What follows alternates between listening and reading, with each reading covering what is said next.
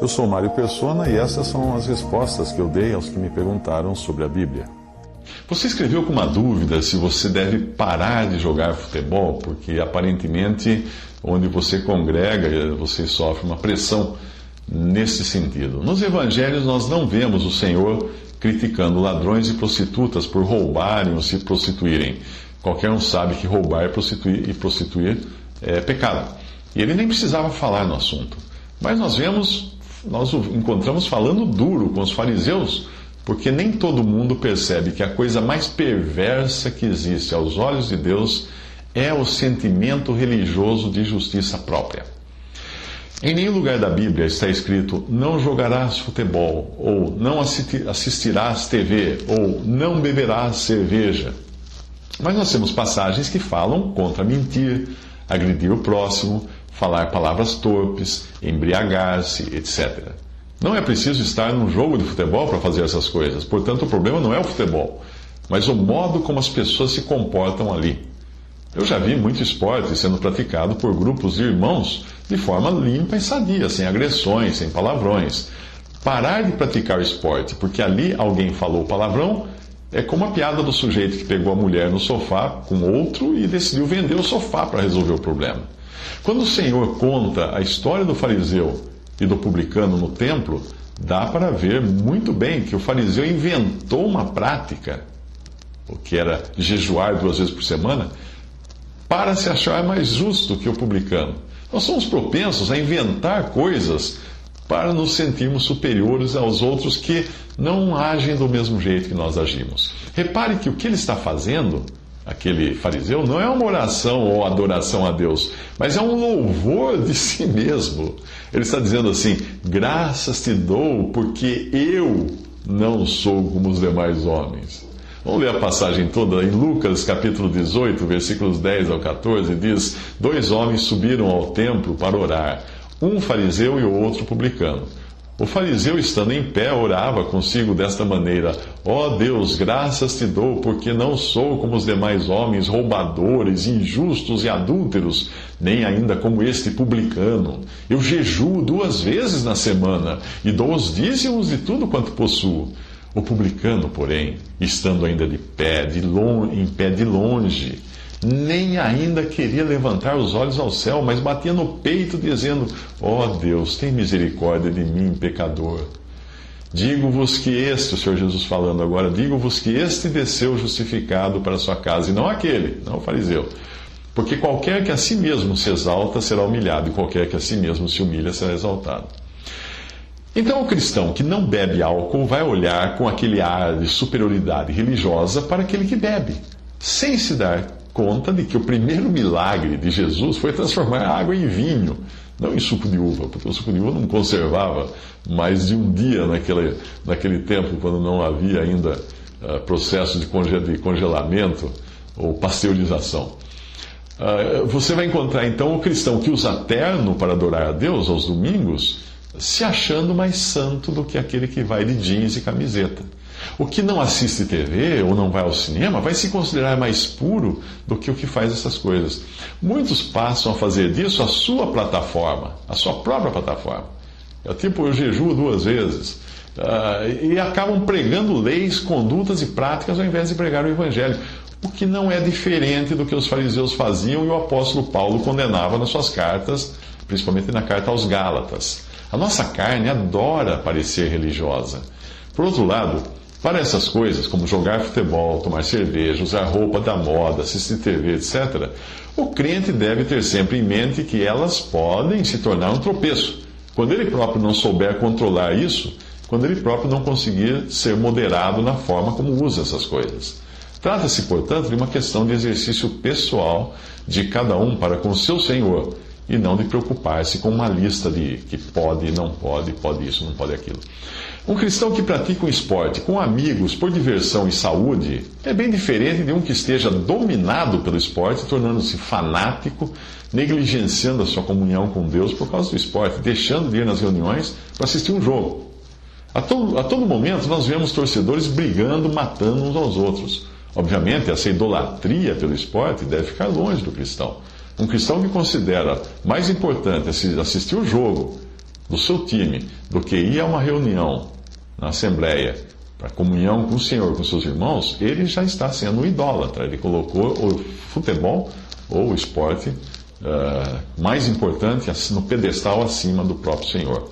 Um cristão que eventualmente tome um cálice de vinho, um copo de cerveja durante uma refeição, não é a mesma coisa de um que esteja viciado em álcool e vive se encharcando de destilados nas festas, competindo com amigos para ver quem bebe mais, ou se gabando da quantidade de latas e garrafas vazias que ele posta nas fotos nas redes sociais. A mesma passagem que condena a embriaguez também condena a glutonaria na Bíblia. Comer demais até a obesidade é tão pecado quanto beber demais até a embriaguez. Gálatas 5, 19 e 21 diz: porque as obras da carne são manifestas, as quais são adultério, prostituição, impureza, lascívia, idolatria, feitiçaria, inimizades, porfias, emulações, iras, pelejas, dissensões, heresias, invejas, homicídios, bebedices, glutonarias e coisas semelhantes a essas, acerca das quais vos declaro, como já dantes vos disse, que os que cometem tais coisas não herdarão o reino de Deus. Uma mulher cristã, e aqui eu falo de mulher porque geralmente é onde a questão do vestir fala mais alto, uma mulher cristã que esteja usando roupas sensuais, que possam servir de tropeço para os homens, deve reavaliar o seu modo de vestir diante do Senhor. Do mesmo modo, aquela que se veste notoriamente para chamar atenção para o seu modo religioso de vestir-se, deve também atentar para o que isso vai causar em si mesma. Se ela quiser ser vista como religiosa, ela não será muito diferente daqueles que o Senhor critica nos evangelhos, os que fazem suas orações, suas longas orações para serem vistos pelos homens. Mateus 6,5. E quando orares, não sejas como os hipócritas, pois se comprazem orar em pé nas sinagogas e as esquinas das ruas, para serem vistos pelos homens. Em verdade vos digo que já receberam o seu galardão. A passagem que exorta a que o enfeite das mulheres não seja o exterior, no frisado dos cabelos, no uso de joias de ouro, na compostura dos vestidos, mas o homem encoberto no coração, no incorruptível traje de um espírito manso e quieto, que é precioso diante de Deus, essa passagem não está proibindo o frisado dos cabelos ou o uso de joias e vestidos chamativos. O que ela está dizendo é que não sejam estas coisas o enfeite da mulher cristã. A passagem diz: o enfeite delas não seja o exterior. É isso que diz.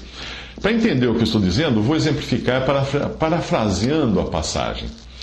O enfeite delas não seja o exterior, na falta de maquiagem e adereços, no cabelo até os joelhos, na saia até o tornozelo, mas o homem encoberto no coração, no incorruptível traje de um espírito manso e quieto, que é precioso diante de Deus. Eu acho que deu para entender que se uma mulher cristã quiser chamar atenção para o seu exterior, ela vai conseguir, seja vestindo-se na moda atual ou vestindo-se como no século XIX. Nos dois casos, ela estará errando por querer chamar atenção para o seu exterior, e não para o que ela é interiormente como mulher cristã. Geralmente, nós tentamos compensar a falta de uma coisa com outra. Isso vale também para a aparência. Quando não temos o que mostrar interiormente, nós carregamos no que é exterior. Um cristão que saiba usar a TV para manter-se informado ou como lazer sadio é diferente daquele que fica grudado em programas de cunho sexual, jornais sensacionalistas e lutas de espirrar sangue no ringue. No caso da TV, é preciso ter em mente hoje que muitos programas religiosos são extremamente perniciosos para a fé, muitas vezes mais do que os de cunho sexual, jornais sensacionalistas ou lutas de tirar o sangue e espalhar sangue pelo ringue. Programas religiosos de lobos que estão ali pedindo dinheiro para comer a gordura das ovelhas. A programação, nós temos que entender também, quando se fala de TV, hoje TV não é mais algo que fica restrito, aquele aparelho da sala, como era antigamente. Não tenho TV, não assisto TV. Hoje tudo funciona como TV, desde o computador até o celular. Se nos dias atuais alguém argumentar que o cristão não deve ter TV por causa do conteúdo impróprio, ele vai precisar também deixar de usar computador, tablet e celular.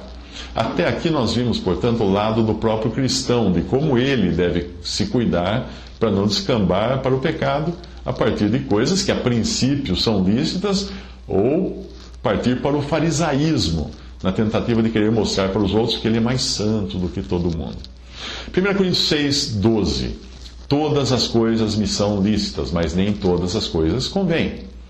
Todas as coisas me são lícitas, mas eu não me deixarei dominar por nenhuma. 1 Coríntios 10, 23. Todas as coisas me são lícitas, mas nem todas as coisas convêm. Todas as coisas me são lícitas, mas nem todas as coisas me edificam. Existe também o lado do testemunho. Se algo que você faz, seja praticar esporte, beber vinho, usar uma determinada roupa, etc., serve de escândalo para algum irmão mais fraco e pode fazê-lo tropeçar, é melhor você deixar de fazer essas coisas ou agir com moderação para não ser causa de tropeço. O amor é o que nos motiva a agir assim, e não uma regra ou lei que nos proíbe. Romanos 14, de 1 a 8, diz que, quanto ao que está enfermo na fé, recebei-o, não em contenda sobre dúvidas. Porque um crê que de tudo se pode comer, o outro, que é fraco, come legumes. O que come, não despreze o que não come. E o que não come, não julgue o que come, porque Deus o recebeu por seu. Quem és tu que julgas o servo alheio? Para o seu próprio Senhor, ele está em pé ou cai. Mas estará firme, porque poderoso é Deus para o firmar. Um faz diferença entre dia e dia, mas outro julga iguais todos os dias. Cada um esteja inteiramente seguro em sua própria mente. Aquele que faz caso do dia, para o Senhor o faz. E o que não faz caso do dia, para o Senhor o não faz. O que come, para o Senhor come, porque dá graças a Deus. O que não come, para o Senhor não come, e dá graças a Deus.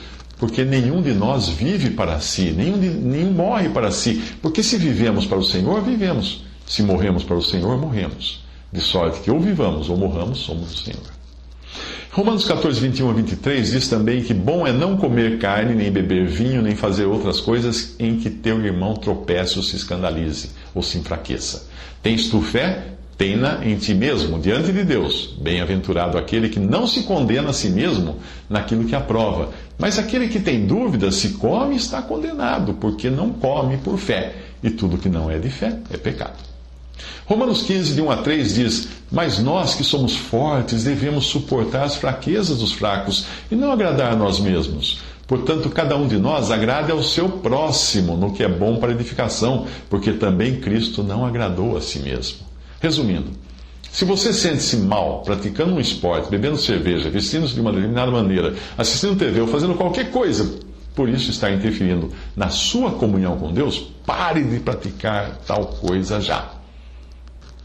Portanto, se a tua mão ou o teu pé te escandalizar, corta-o e atira-o para longe de ti. E se o teu olho te escandalizar, arranca-o e atira-o para longe de ti. Disse o Senhor Jesus em Mateus 18, de 8 a 9.